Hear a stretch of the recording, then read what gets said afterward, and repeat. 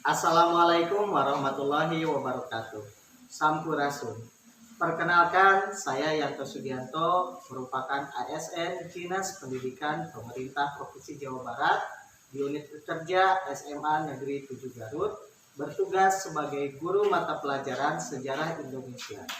Permasalahan yang dihadapi pada saat COVID-19 yaitu pembelajaran tidak dapat tersampaikan secara langsung atau secara tatap muka.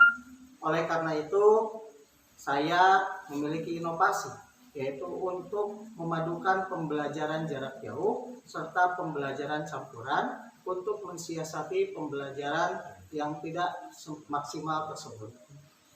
Alhamdulillah, dengan menggunakan metode tersebut, pembelajaran sejarah Indonesia dapat tersampaikan dengan baik. Sekian, terima kasih. Wassalamualaikum warahmatullahi wabarakatuh. Jabar juara.